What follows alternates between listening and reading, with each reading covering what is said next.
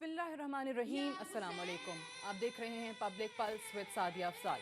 नाज़रीन, अल्लाह ताला ने कुरान पाक में 4 महीनों को हुर्मत वाला महीना करार दिया है, जिसमें से एक मुहर्रम उल हराम का महीना है। इस्लामी साल का ये नया महीना, पहला महीना जब भी आता है, हमारे लिए महज एक पैगाम लेकर नहीं आता, बल्कि अपने साथ अजीम शानदार वाक़यात से हमारी रहनुमाई भी फरमाता है।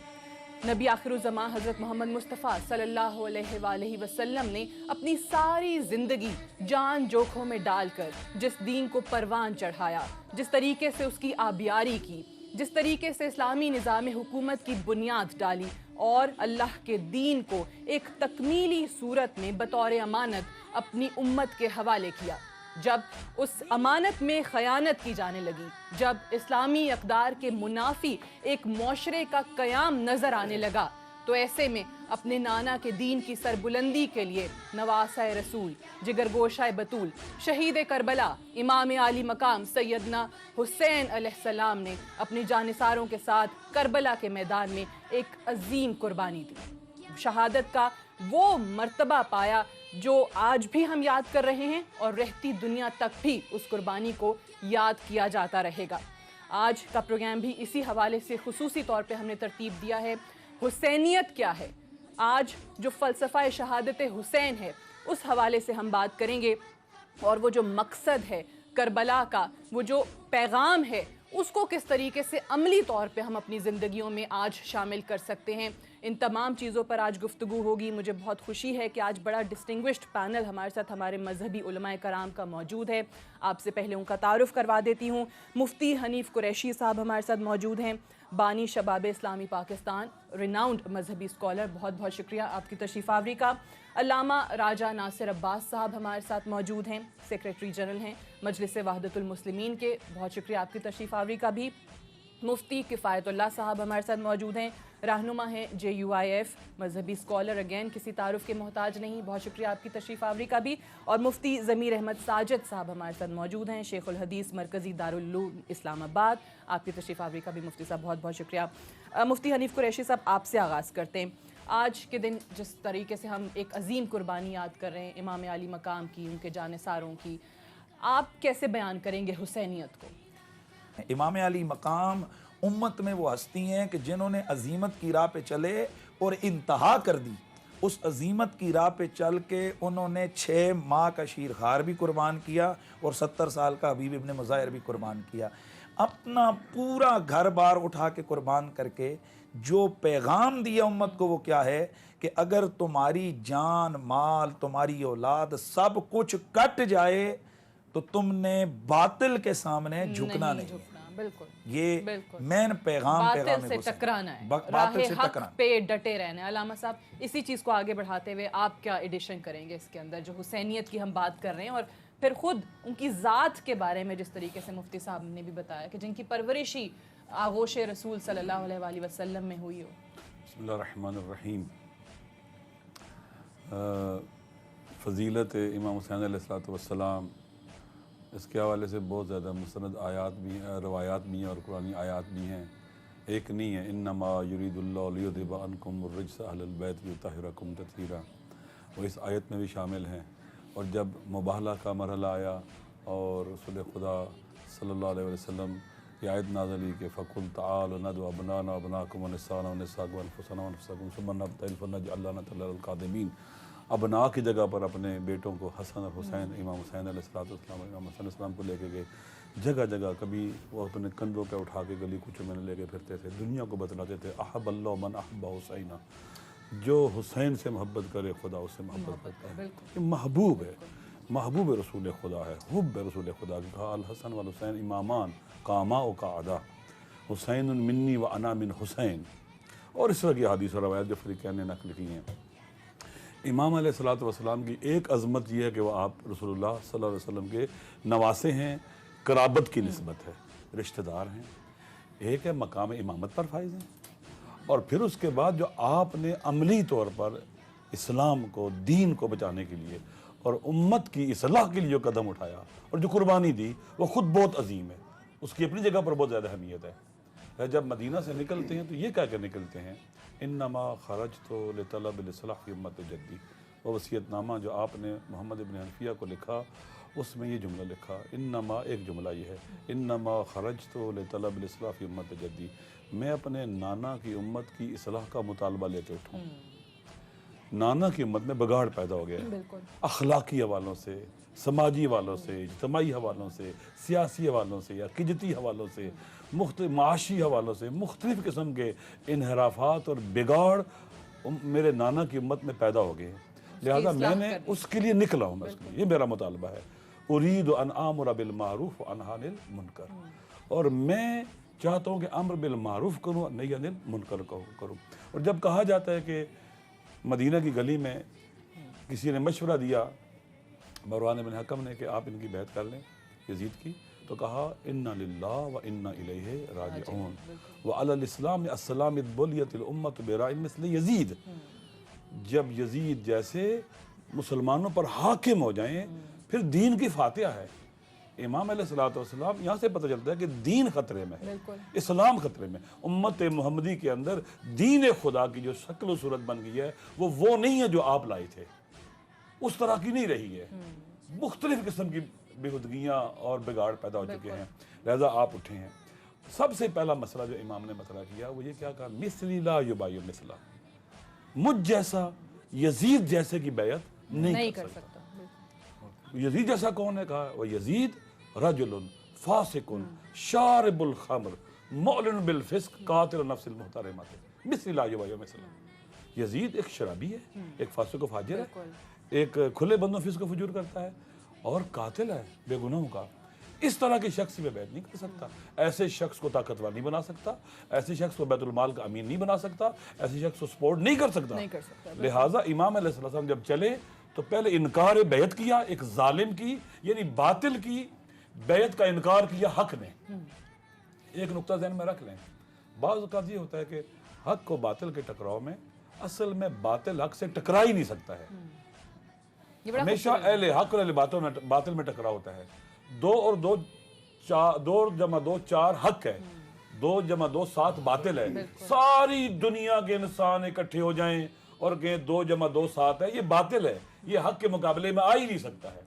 ہوتا یہ ہے کہ کبھی کوئی نہیں کہہ سکتا کہ شر اچھا اور خیر برا ہے، بالکل یہ شر اور خیر کو دنیا ساری کے شر بہتر ہے خیر سے، تو یہ درست نہیں ہے۔ شر خیر کے مقابلے میں ہاں اہل خیر اور اہل شر میں لڑائی ہو سکتی ہے، اور ممکن ہے اہل خیر جو ہے وہ کمزور ہوں، منتشر ہوں، اکٹھے نہ ہوں، تو اہل شر کے مقابلے میں زہری شکست کھا جائیں۔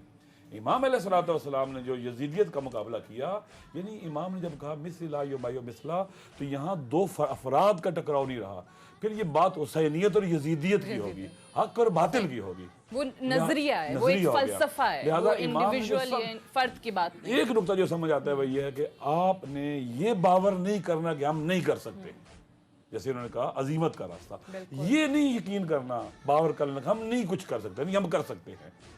قل انما اعظکم بواحدہ ان تقوموا للہ مثنی وفرادی، خدا متعالی اپنے حبیب سے کہتا ہے اے میرے حبیب کہہ دو ان کو میں تمہیں ایک بات کی نصیحت کرتا ہوں۔ کس بات کی نصیحت؟ اللہ کے پاس لاکھوں واعظ، پند اور نصائح ہیں، ان لاکھوں کروڑوں میں سے ایک نصیحت کرتا ہوں، وہ کیا ہے؟ ان تقوموا للہ مثنی وفرادی، تم اللہ کے لیے قیام کرو، اکیلے ہو یا 2 ہو، اٹھو اللہ کے لیے اٹھو۔ لہٰذا ایک آخری بات، امام علیہ الصلوۃ والسلام نے جب سفر کیا تو ایک جملہ جو امام کی زندگی میں، امام کے کلمات میں ملتا ہے، وہ یہ ہے کہ ظلم کو نہ کرنی ہے اور عدل کی بات کرنی ہے، ظلم ستیز رہنا ہے۔ اندی لا اری الموت الا سعادہ ولا الحیات مد ظالمین اللہ برا، میں موت کو سعادت سمجھتا ہوں اور ظالموں کے ساتھ زندہ رہنے کو ننگ اور عار اور عیب سمجھتا ہوں، لہٰذا ظلم ستیز رہنا ہے، ظلم سے ٹکرانا ہے۔ بالکل صحیح۔ میں ایک مختصر سے یہاں پہ وقفہ لے لیں اور وقفے سے واپس آ کے آیت اللہ صاحب اور مفتی ضمیر احمد ساجد صاحب ہمارے ساتھ موجود ہیں، اور جو بہت خوبصورت بات ہوئی ہے فضیلت امام علی مقام کے حوالے سے اور حسینیت کے فلسفے کو جس طریقے سے بیان کیا ہے، دونوں مہمانوں سے بھی سنیں گے ایک وقفے کے بعد۔ انسان کو بیدار تو ہو لینے دو، ہر قوم پکارے گی ہمارے ہیں حسین۔ مفتی کفایت اللہ صاحب آپ کی طرف آتے ہیں، جو ہم بات کر رہے ہیں امام علی مقام کی جو شہادت ہے، جس طریقے سے فتح اور شکست کے معیار ہی بدل دیے، پیمانے ہی بدل دیے، جو کربلا کے میدان میں شہید ہوئے وہ ہمیشہ یاد رکھے جاتے ہیں، اور بظاہر حکومتی لشکر جس طریقے سے فتح یاب ہوا وہ قیامت تک نفرت کی علامت بن کے رہ گیا ہے. کیا کہیں گے؟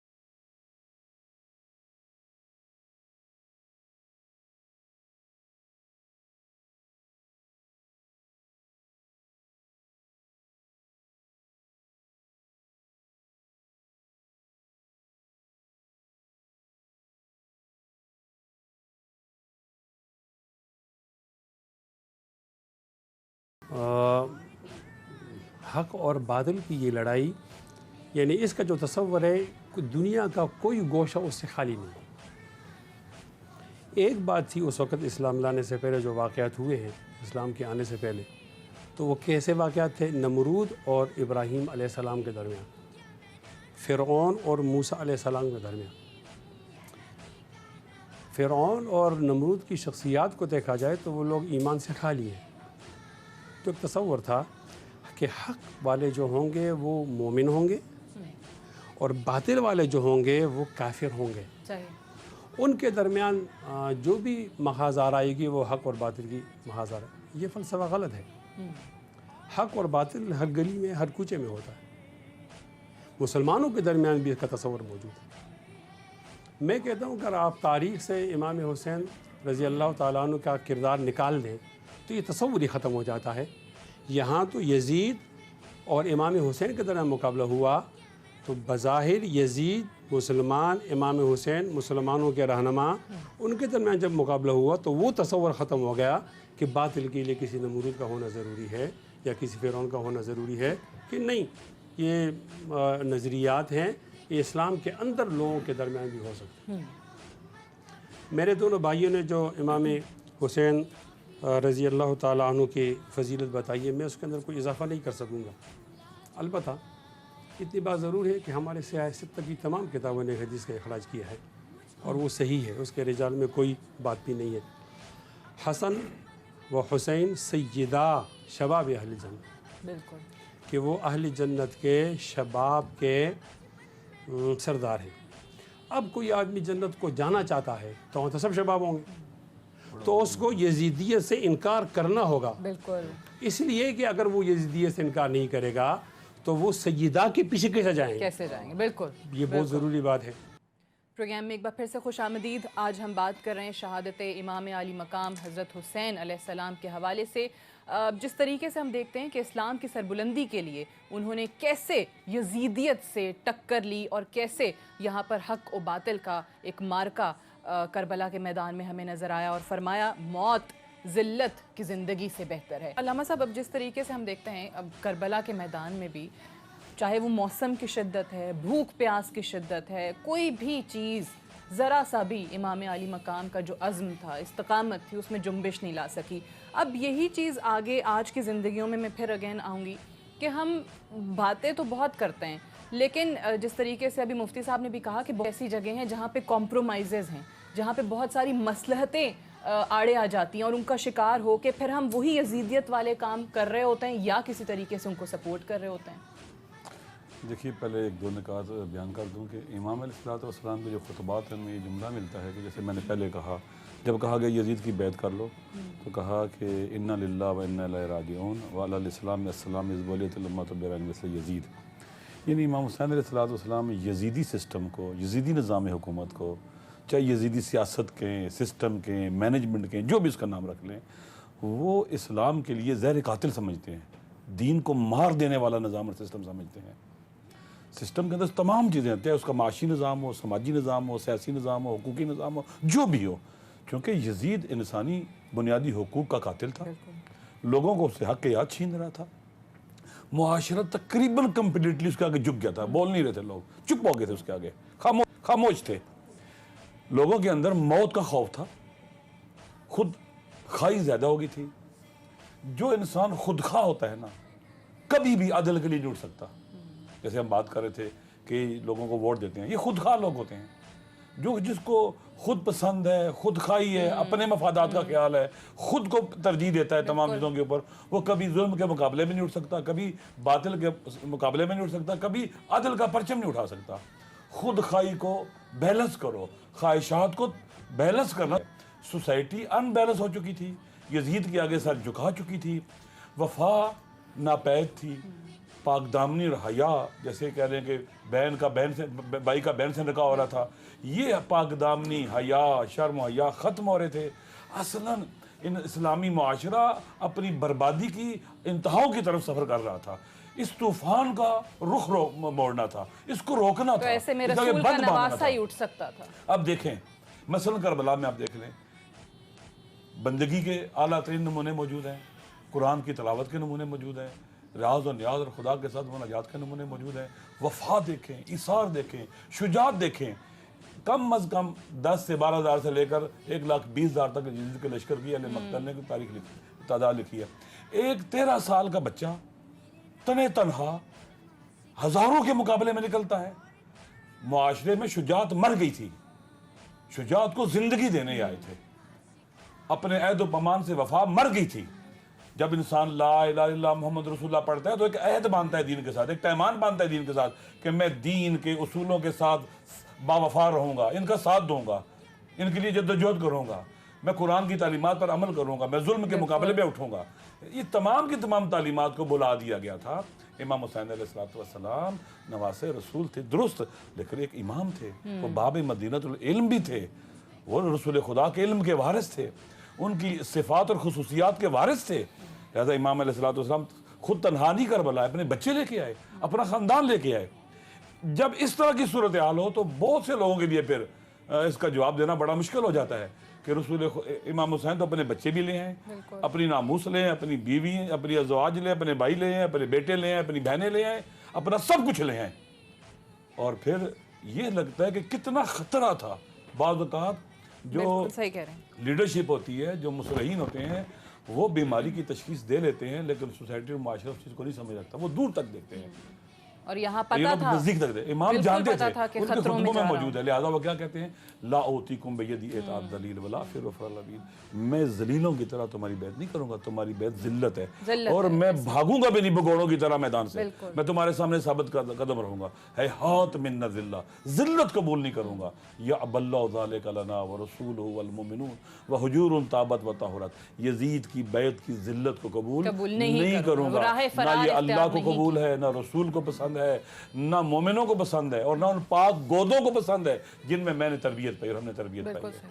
لہذا فقط وہ نہیں، میں ایک تاریخ مکتب کی کتب کے الفاظ دیکھ رہا تھا کہ یزید کے سپاہیوں نے یزید سے کہا، یزید سارے راستے میں ہم نے ان پر ظلم کیا، ان کے بچوں کو مارا پیٹا، بھوکا پیاسا رکھا، ان کے بڑے تو خدا، ان کے بچے بھی ہم سے نہیں ڈرے۔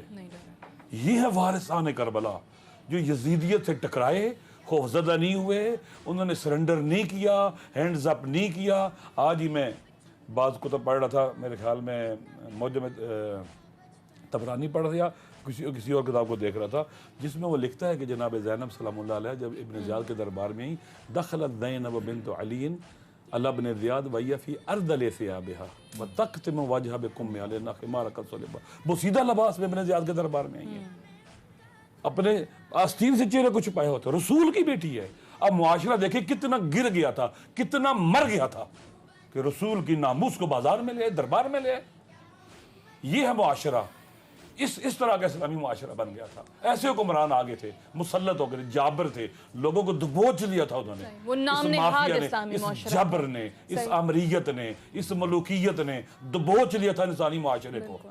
ان کو نجات دلانی تھی، آزادی دلانی تھی، ان کی آزاد، تمام کی تمام انسان کے رشد اور کمال کے لیے جو فضیلتیں ہیں وہ ساری فضیلتیں قیدی بن گئی تھی اور اسیر ہو گئی تھی، زندانی ہو گئی تھی۔ آزادی اظہار مر گئی تھی، وفا کو انہوں نے زندانی کر دیا تھا، حیا، پاک دامنی، شرافت، غیرت، حمیت، صبر، تمام کے تمام صفات کو دبوچ دیا تھا۔ پروگرام کے آخری لمحات میں چاہوں گی دونوں باقی مہمان ہیں ان سے بھی اسی حوالے سے رائے، آخر میں کیا پیغام آپ دیں گے؟ آپ پہلے بھی مفتی صاحب کچھ ایڈ کرنا چاہ رہے تھے۔ میں عرض کرنا چاہتا ہوں وَيَبْتَغُونَ عِنْدَهُمُ الْعِزَّةَ، میں نے آیت کا حصہ پڑھا ہے، جی جو ظاہری حکومت میں قابض ہوتے ہیں وہ حقیقی عزت نہیں ہوتی، حقیقی عزت اللہ تعالیٰ کے پاس ہوتی۔ ایک مفتی حنیف صاحب نے فرمایا، میں نے کچھ جو تعبیر میں تھوڑا سا فرق ہو گیا ہے، یعنی ہم آج کل سیاست کے اندر بھی ان سے رہنمائی لے سکتے ہیں، سیکولرازم کی سیکولرازم کی گنجائش نہیں ہے۔ جو سیکولرازم ہے وہ یزیدیت ہے، جو اسلامی نظام ہے وہ حسینیت ہے۔ جو عظیمت کا میں بات کر رہا تھا، تھوڑا سا میں پس منظر بتاتا ہوں۔ امام حسن رضی اللہ تعالیٰ عنہ نے امیر معاویہ رضی اللہ تعالیٰ عنہ کے ساتھ صلح کی تھی۔ امام حسن کے لیے امیر معاویہ قابل قبول تھے، امام حسین کے لیے یزید قابل قبول نہیں تھے۔ لیکن ایک بات، جنگ کرنے کے لیے نکلے تھے، جنگ کرنے کے بعد تھوڑا سا بات ہو جانی چاہیے، ہماری مجلس ٹھیک چل رہی ہے۔ تو اب یہاں پر امام حسین کے لیے مناسب نہیں تھا کہ وہ رخصت کے راستے پہ جاتے، میں یہ کہنا چاہتا ہوں۔ اگر امام حسین رخصت کے راستے پہ جاتے تو تکمیل دین اور اقام دین کا فریضہ کون ادا کرتا؟ اتنا عظیم آدمی نہ ادا کرتا۔ میں یہ بھی کہنا چاہتا ہوں، میں مجلس میں کوئی تلخی نہیں پیدا کرنا چاہتا، میں وہ بات کہنا چاہتا ہوں جو آج میرے لیے مفید ہے۔ ایک بات اور بھی بتاتا ہوں، ہمارے کوئی خطیب ہوتے ہیں دونوں طرف سے، وہ صحابہ اور اہل بیت کا وہ ٹکرا رہے ہیں، ان میں کوئی ٹکراؤ نہیں، بالکل نہیں۔ اہل بیت بھی نبی علیہ الصلوۃ والسلام کے اہل بیت اطہار ہیں اور صحابہ بھی ان کے اطہار ہیں، ان دونوں کی محبتیں جو ہیں وہ آج ہمارا معاشرے کی ضرورت ہے۔ ایک بات اور بھی بتا دینا چاہتا ہوں، میں سنی ہوں، اہل سنت سے تعلق رکھتا ہوں، میرے بھائی اہل تشیع سے، اہل تشیع کو امام حسین سے نہ جوڑا جائے، صرف اہل تشیع کو، اور اہل سنت کو یزید سے نہ جوڑا جائے۔ شیعہ اور سنی میں جو بھی حق پر ہوگا وہ حسینی ہے، شیعہ اور سنی میں جو باطل پر ہوگا وہ یزیدی ہے۔ کسی کو بھی اس نہیں کا جوڑ سکتے، یہ اہل مسئلہ سنت کی اور کسی کو بھی جو مسلمان میں ہیں، عرض جو یہ کرنا چاہتا ہوں، مومن ہے اس کو آپ جوڑ ہی نہیں سکتے یزیدیت سے۔ آج پاکستان کی ضرورت حسینیت ہے، باطل کا مقابلہ ہے، چاہے وہ سیکولرزم ہے یا امریکہ ہے۔ اگر ہم اس کے مقابلے میں ڈٹ جائیں تو انشاءاللہ حسینیت زندہ ہو جائے گی۔ آج کا 10 محرم یہ کہہ رہا ہے۔ صحیح۔ مفتی ضمیر ساجد صاحب، اس حوالے سے میسج تو یہی ہے کہ امام علی مقام امام حسین رضی اللہ تعالیٰ عنہ جنگ کرنے کے لیے تو نہیں گئے تھے، وہ تو اپنے چھوٹے بچوں کو ساتھ لے کر گئے تھے، بزرگ تھے اور بغیر اسلحہ کے گئے تھے، لیکن ان پر جنگ مسلط کی گئی تھی اور تھوڑے سے افراد پر ہزاروں کی فوج مسلط کر کے ان سے جبری بیعت لینے کی کوشش کی گئی تھی۔ تو آپ نے ایک ظالم اور اسلام کے لبادے میں ایک باطل حکمران کے آگے جھکنے اور اس کے ہاتھ پر اور وہ بیعت کرنے جانتے سے انکار تھے، کر دیا۔ وہ جانتے تھے کہ یہ ہوگا، یہ بالکل جانتے تھے اور آپ نے اس کا انکار کر دیا۔ اس میں انکار میں خواہ ان کی جانیں ضائع ہوئی ہیں اور ظلم و ستم ہوا، جو بھی کچھ ہوا ہے، لیکن پوری دنیا کے سامنے آپ کا میسج آج بھی موجود ہے کہ باطل کے ہاتھ میں ہاتھ دینا اور باطل سے سمجھوتا کرنا یہ حسینیت کے خلاف، اور حسینیت یہی ہے کہ باطل جہاں بھی ہمارے سامنے آ جائے تو اس کو امر بالمعروف اور نہی عن المنکر کے تقاضوں کے مطابق اس سے ٹکرا جانا چاہیے، اور امت مسلمہ کی عزت تبھی ہوگی کہ وہ باطل سے ٹکرائیں، کیونکہ آج ہمارے سامنے ہماری صفوں کے اندر باطل موجود ہے، لیکن ہم کلمہ پڑھنے کے باوجود، ہم حسینیت کا دعویٰ کرنے کے باوجود، ہم مسلمانوں کے باوجود ان کے راستے پر چلتے ہیں اور ان سے سمجھوتا کرتے ہیں۔ سو جب تک ہم ہمارے اندر یہ نرم گوشہ رہے گا اور یہ ایک برائے نام مصلحت ہمارے اندر رہے گی، امت مسلمہ کبھی مضبوط نہیں ہو سکتی ہے، اسی ٹھوکریں لگتی رہیں گی جس طرح کہ آج لگ رہی ہیں۔ اگر امت مسلمہ کو وقار چاہیے اور وہ ایک طاقتور قوم کی حیثیت سے پوری دنیا پر آئے، اسے چاہیے کہ واقعی امام علی مقام اور آپ کے اقرباء سے اس طرح محبت کرے کہ جس طرح آپ نے محبت کا حق ادا کیا ہے، اور محبت کر کے پھر وہ ثابت کرے اپنے کردار سے کہ ان کو ماننے والے ہیں۔ بالکل صحیح۔ اور یہی آپ نے جس طریقے سے کہا کہ وہ یزیدیت کا راستہ کہیں بعض اوقات کمپرومائز کرتے ہوئے اس پہ چل پڑتے ہیں حسینیت کے دعوے دار ہونے کے باوجود۔ بظاہر وہ کہتے ہیں نا کہ جو آسان چیزیں ہیں وہ کرنا شاید لوگوں کو وہ راستہ اختیار کرنا بہت آسان ہو جاتا ہے، وہ چیزیں جو ہیں وہ بڑی خوشنما لگ رہی ہوتی ہیں دور سے، لیکن مشکل ہے جو سچ کا راستہ ہے، جو حق کا راستہ ہے، اور وہی حسینیت ہے۔ یزید تھا، حسین ہے۔ بہت بہت شکریہ مفتی حنیف قریشی صاحب، علامہ راجہ ناصر عباس صاحب، مفتی کفایت اللہ صاحب اور مفتی ضمیر احمد ساجد صاحب۔ اجازت دیجیے آج کے پروگرام سے، خدا حافظ۔